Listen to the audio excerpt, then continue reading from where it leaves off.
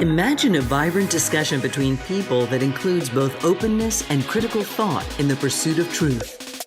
The Purchasing Truth podcast is an experience, a journey, an exploration of the impact that negative messages in politics and the media have on our families, community, society, and nation. Join your hosts, Bill Stierle and Tom Hazard, to discover new concepts and language strategies that will reveal effective ways of establishing truth. This podcast series will tackle current events, leadership challenges, healthcare confusion, integrity in business, and many other areas that affect us all. Gain clarity and understanding of the various truth perspectives. Welcome to Purchasing Truth. Welcome back to Purchasing Truth. I'm Tom Hazard, along with your host, Bill Stierle. And you know, Bill, I've never seen so much discussion on a single, I don't know if you call it a fact, a talking point, maybe not a fact, but an event. Maybe it's an event where, you know, President Donald Trump was asked last week in a press briefing, why did you lie to the American people and not tell them the virus was as deadly as you knew it to be back in February or early February or late January, whatever it was? And he says, I didn't lie. He said, I didn't want to start a panic, right? And so this brings about the question of, how do we define lie? What is a lie? Is it a lie or is it something else? This is one of the challenges that we have with our language. As we've talked about before in the past about communication is that we don't take a second guess at leaving information out for our kids because they can't comprehend it. We don't say, wait a minute, I need to tell them the whole story. Listen, your dog died and it's not coming back, and basically we're going to put them in a box and the dog's going to dissolve and the dog's no more, and that's the way life goes. No, we create a story, a fictional story about, hey, dog's going to heaven, as if I know anything about that. I don't, but hey, listen, spin the story the way the human being spins the story. We run on story, and story many times does not include truth. The need for truth is really tough because, is it true that, Snow White, lived with seven dwarves and in a cottage? Is that, no, it's a myth. It's a story. And the story, it's designed as a metaphor. Here's a woman who has seven emotions, and she has to grapple with these seven emotions. That's really what the story is about.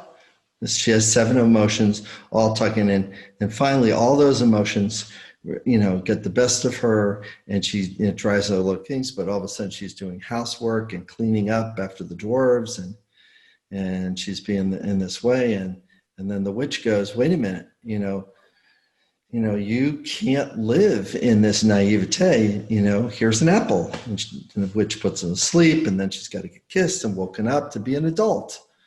That's a big part of the story, is how does one become an adult? Manage your emotions.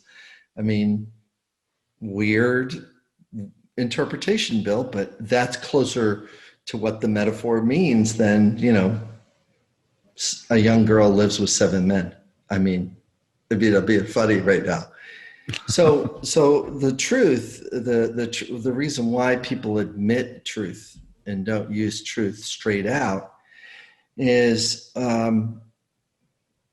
we don't like having to work through difficult emotions, and we don't want to upset emotional stability or financial stability in this case by saying, hey, this pandemic's going to be pretty bad. It's inside the country.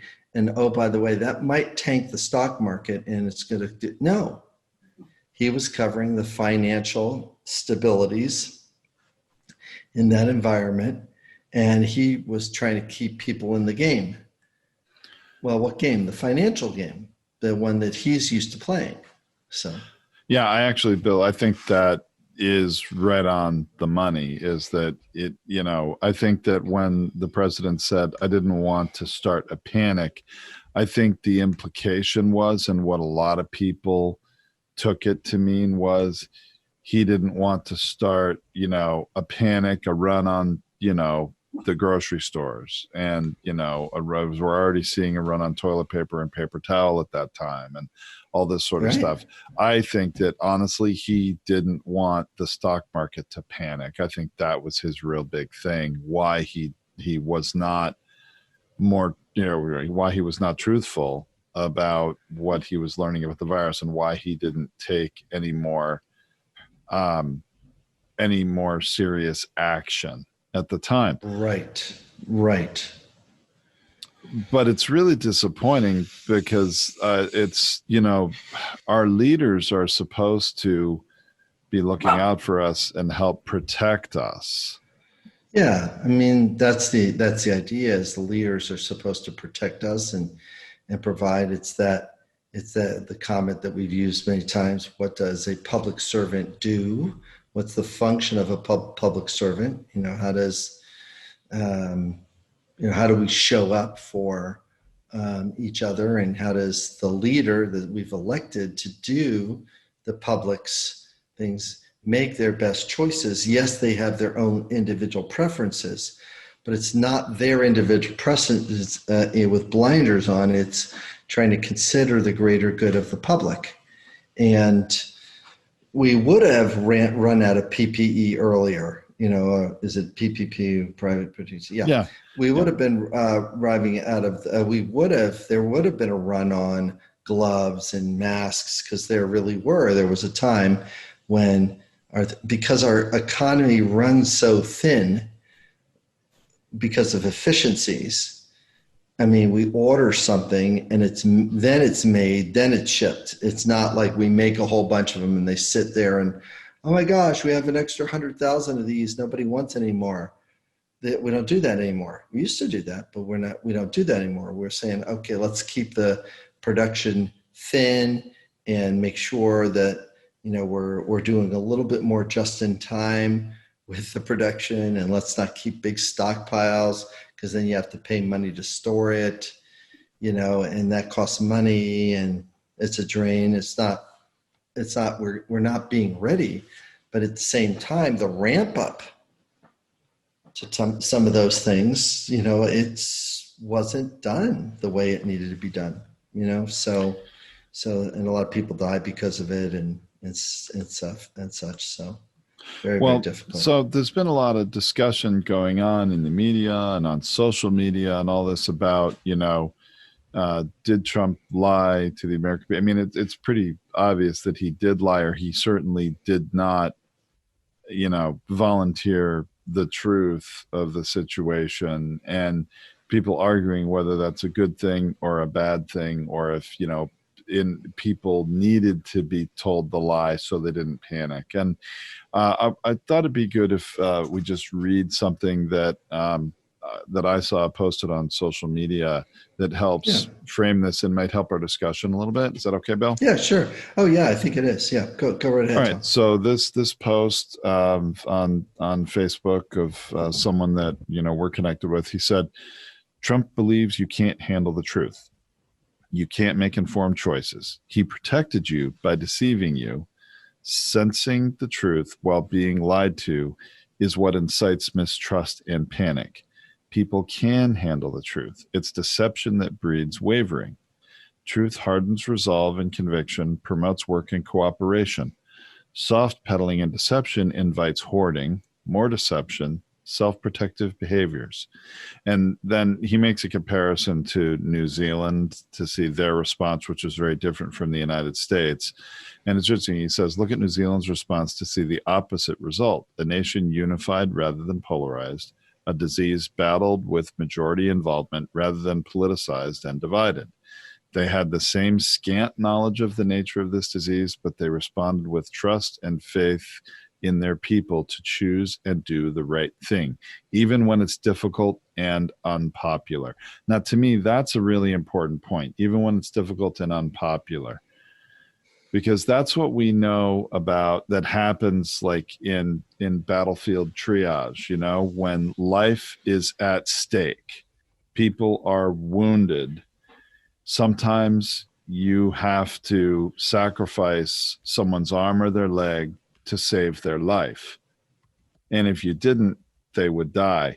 And it's that type of tough decision making that it seems that the president did not do back in, you know, late January and February. And Yeah. it's the hard decision, right? Yeah. The tough decision leaders need to make. I mean, in the triage situation, if we put it on a battlefield or a really bad car accident when a lot of people are hurt and stuff, or anything that's really things, the ones that don't get treated are the small injuries because the person's not going to die, or the large injuries that a person is going to die anyways, no matter how much we try to save them. The one we go after in triage is the one in the middle, the one that's savable. So that's called a middle of the road message. And it's a little tough for leaders to do that, because when they immediately say that, they don't go all the way to one scale. Regrettably, Trump trying to play this like no one's going to die. This is really a small thing. We have this handled. He needed to play this in the middle. And he didn't have to play it as big, but regrettably, his language pattern won't let him out of his own jail. I mean, that's the profound statement of the list. His language and system does not let him out of his own jail, which is, I don't want to talk about difficult things, and I am not focused on, I struggle with focus because there's so many different things I want to comment on, but not necessarily things I want to take action on. I have a belief about the way I think it needs to be handled, but usually my belief has limited research or limited information. And so it makes it tough for him as a leader to really make those decisions and to command and delegate to others. There's an expectation that they should do what he's telling them to do. You can just look at Michael Cohen's stuff. They were always band-aiding and covering and providing support around him. And that's the way the White House is right now. It's like, what open wound are we going to look at tomorrow to deal with? And that part's really tough. So, well, interesting. You mentioned Michael Cohen there, who was always, and I think still is, referred to someone who was a fixer for Trump, right? yeah, Would fix his years. problems.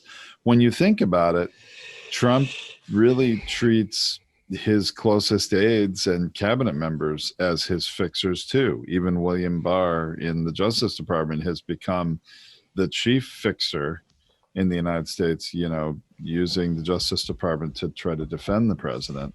I didn't really mean to get off into a whole Justice Department, discussion, but with just the idea of fixers, he surrounds himself with fixers, doesn't he? Yeah, I mean, if I have the need for truth and I struggle with communicating truth to others, then what happens is that I'm going to make mistakes, but I don't want to tell the truth about the mistake I made. I just want somebody else to fix it. It's literally akin to a kid that doesn't want to clean up their own mess. They don't want to take their dish to the sink. They don't want to put the dish in the dishwasher. They don't want to clean their own room. It's like, yeah, I made a mess in here. Could you guys fix this over here? Because I'm leaving here. I'm not doing this mess I just started. And those are things that, anybody that was on the back end of his bankruptcies would have been involved in. It's like they're fixing, the mess that was left behind. It's like, I don't know, what are we selling this on? 50 cents a dollar, 75 cents a dollar, 35 cents a dollar. What are we selling the thing as? What's the value? And what wound up happening is that literal thing is that they had to make a shift in the way they were doing things and the way they were coming about stuff. So really, really unsettling, really, really hard to. It's really unsettling. And now we've got like the biggest coordinated effort by the administration, all of the aides, all the cabinet members to try to fix this, which is like one of the biggest things this country has faced. Because instead of, now what are we? We're now, 7 months into the reality of this virus? And the theory is that if the president had told the hard truth to American people back in late January, very early February, and really shut things down, maybe we would have had to shut down for 2 months, really close the borders, stopped air travel from everywhere. It would have been hard. A lot of people would have been out of work, but we would now be 5 months into recovery of it. At least that's one theory, right? But now it's really hard to tell where the lies are at times for a lot of people, because Trump saying, no, I didn't lie. And even his aides, when they said, back in April, we've turned the corner medically on this, when we had 65,000 dead. And now we have almost 200,000 dead. But they said back in April, we've rounded the corner medically. And if they're called out on it now, they say, what, were you lying then? No, I wasn't lying. I was telling the truth. And we did round the corner medically. And the president's done all the right things. And nobody could have predicted what was going to happen. And all these sorts of things. They do anything except take responsibility for the lies that happened. But I don't think they see them as lies. No, they're gonna. It's one of the belief biases that we have. It's called the Texas sharpshooter. It's like, I'm going to pick the piece of fact and information, and then I'm going to build a story around that fact or information. I'm just going to disregard all of these different points of data that really actually validate a different truth. I'm not looking at those. No, I'm not seeing those. I'm just looking at this one.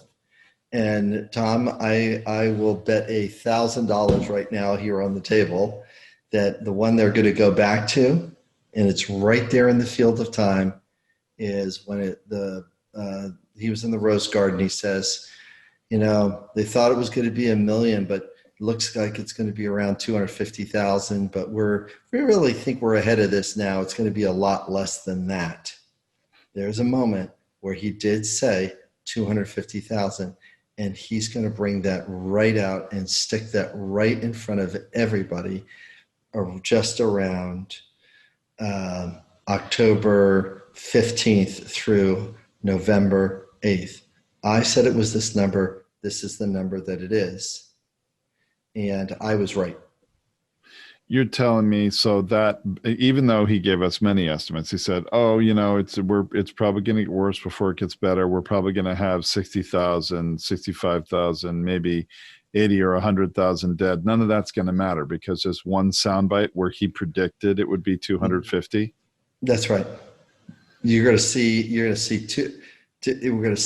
2 weeks of, yep, he was right. 250,000. Look, he knows what he's talking about.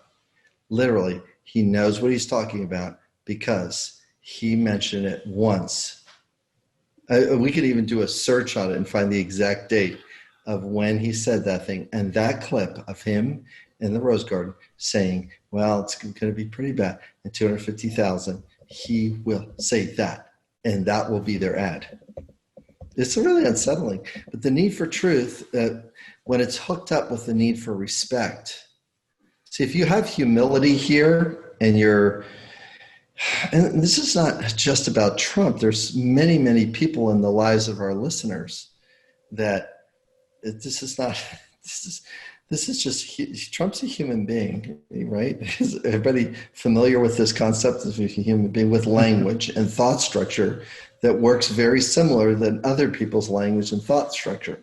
And so, so everybody's run, human beings run by language. I mean, that's our software, man. That's how we operate. We operate by language. When we can't speak or tell a story, we have troubles.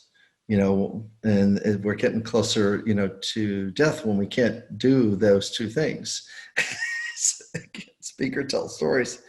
So it keeps us alive. It really keeps us invigorating. The physiology of our story, actually, runs a lot of our biochemistry, and that's a deeper dive, but does that make sense at least? Well, it does. Yeah. And I appreciate that, Bill, and that perspective. It's very helpful, but I wonder if we can come back to the word lie for a moment, because that's, all these journalists, because the Woodward tapes came out and he said, oh, I always wanted to downplay it. I wanted to downplay it because I didn't want to start a panic. And then everybody seizes on that in the media, and they're trying to make it be this really big thing. Oh, the president lied, as if that's, novel.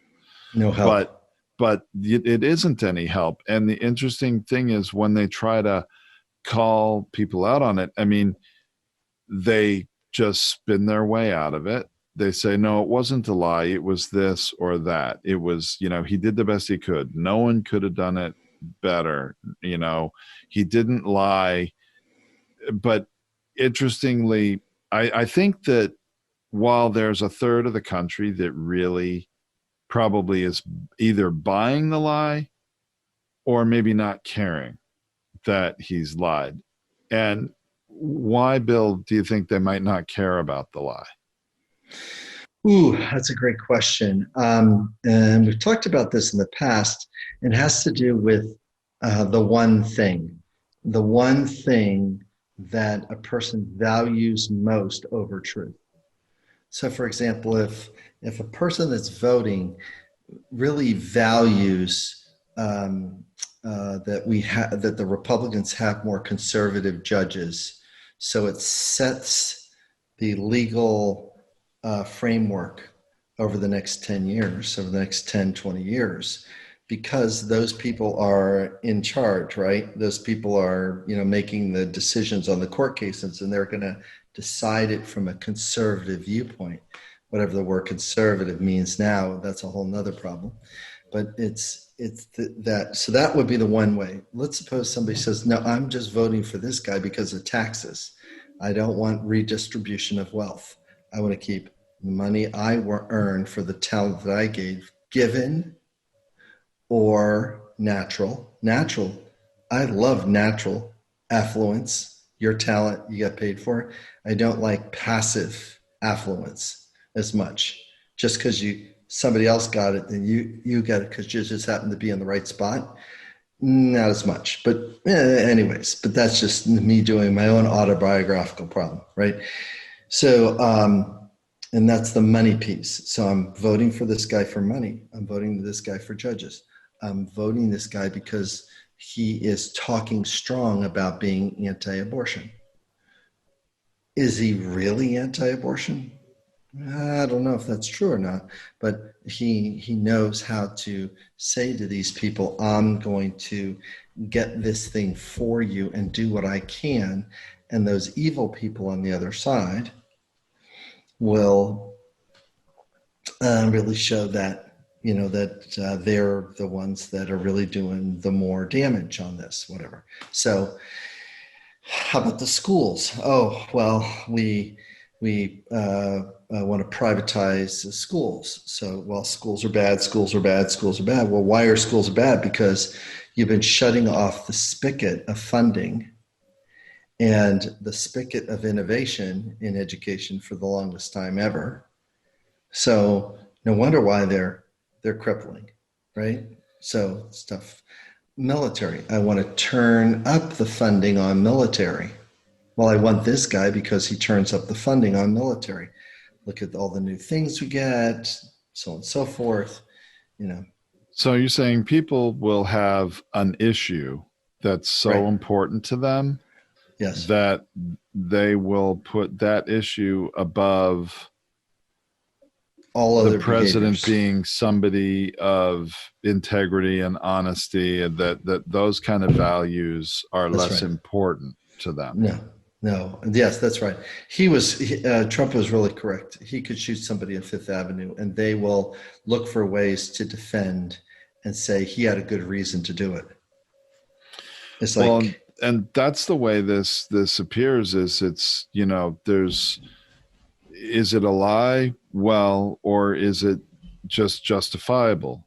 Right? Is it a justifiable right, truth? And that gets right. really scary because I think certainly when we're younger, we are taught to believe truth is absolute. Yeah, yeah, there is. That's a sort of a belief until we realize how many things our parents told us and didn't tell us, or they told us something that was truth and it was particularly harmful message that we interpreted as a harmful message. I mean, instead of I was just telling my, 15-year-old daughter this sentence and it affected our relationship for the rest of our life. It's like one sentence did that? And the answer is yeah, yeah, that's the way it works. One sentence can do that. So, because I told too much when they were too young to hear that adult narrative. People, kids are too young to hear certain messages. So, guess what? We don't tell them fully at age 5 about the undertow of the water of the ocean. But what we do is we stay there close enough. Right. So if they happen to experience it, that we go, hey, look at that.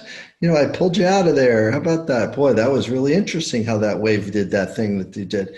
Meanwhile, the parent is terrified, which is okay too, but it's also, but doesn't then scare the kid with the physics of an undertow of an ocean water. You don't scare the kid on that thing, or you don't scare the thing. So anyway, so this is the tension. This is the tension that we have about telling the truth when a person is ready or can't hear it. And regrettably, any idea or thought that the leader of a country cannot be truthful to the adults of the country, and then the quote unquote adult children of the nation are going to throw a little bit of a tantrum. Oh, you took this thing away. Yeah, the answer is yeah, we took this thing away. But I have my rights. I'm an adult. I'm going like, not at the expense of other adults. You don't. Well, It's hard to even go that way. But it is. Well, that's an interesting way to frame it, Bill, is that the issue that, of course, the media is trying to latch on to is, hey, we have him in a recording, and it's one of my pet peeves that they still call it, we have him on tape, because I guarantee you, this is my pet peeve, folks, but I guarantee you that Bob Woodward didn't use a tape recorder. I'm sure he used a digital recorder. We haven't used tape for like 2 decades now, but all right, I'm sorry, I'll get off that little rant.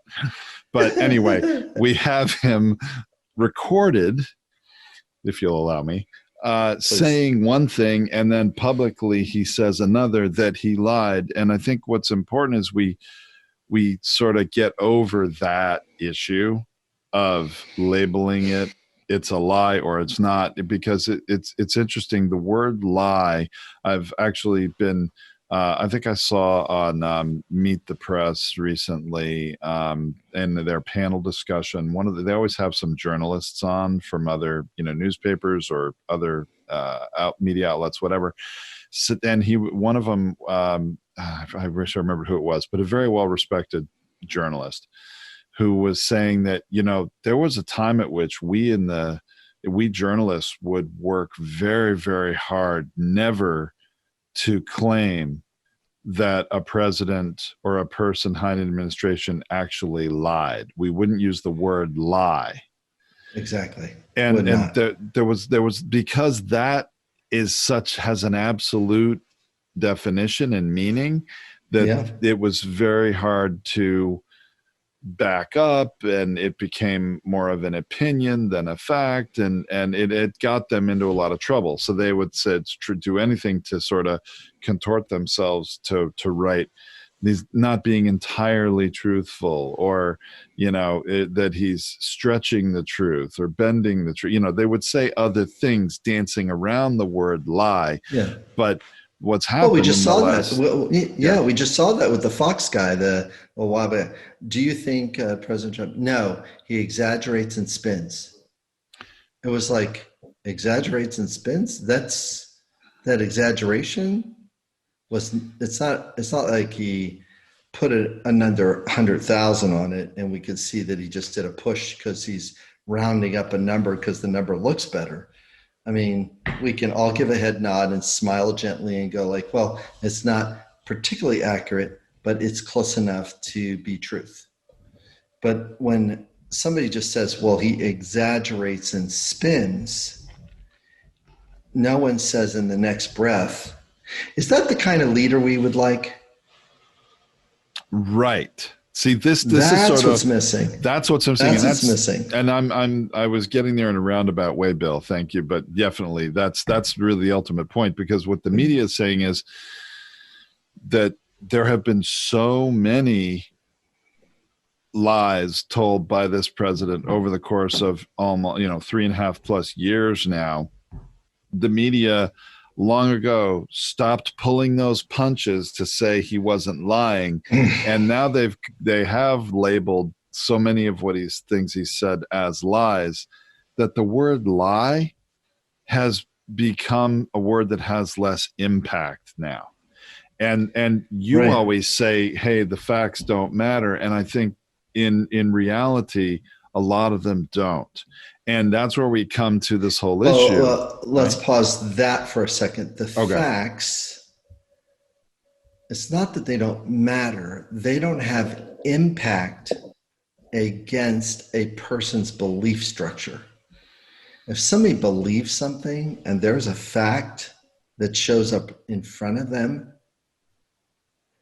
if they are enticed to believe something and then they see 1, 2, 3, 4 different things that reinforce that belief, then the fact is discarded. It matters, just to get linguistically clear here, the fact matters, it's just not helpful.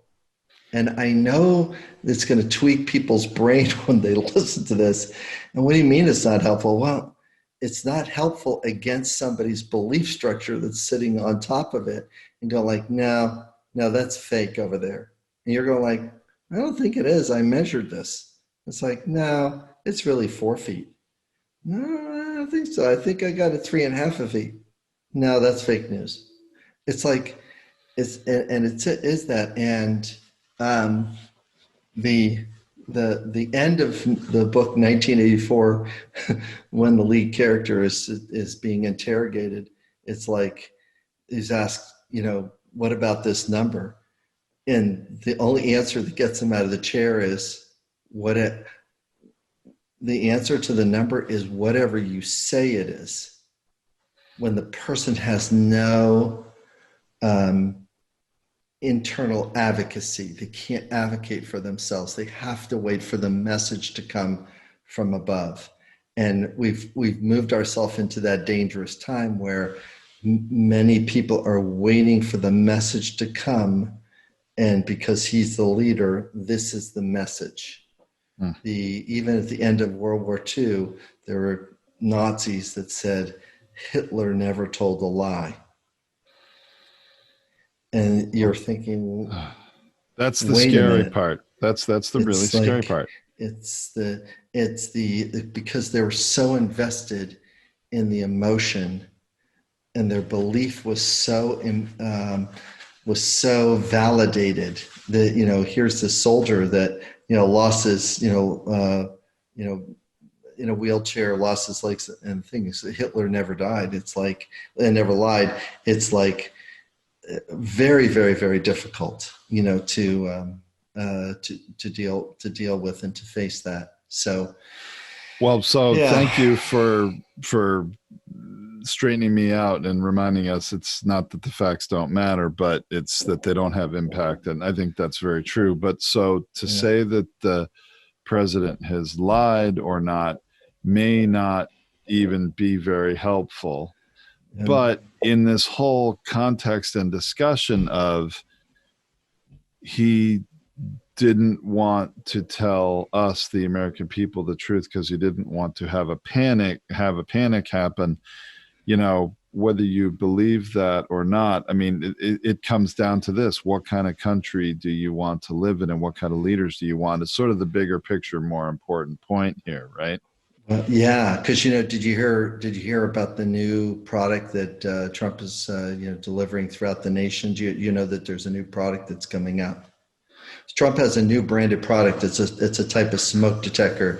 Have you ever seen this new? It's a brand new smoke detector. So you introduced me to it. So I just wanted to set it up in a funny way because he's launching a new product. It's going to be branded. It's going to be at all the stores. It's going to be all the rage of people, to purchase this one.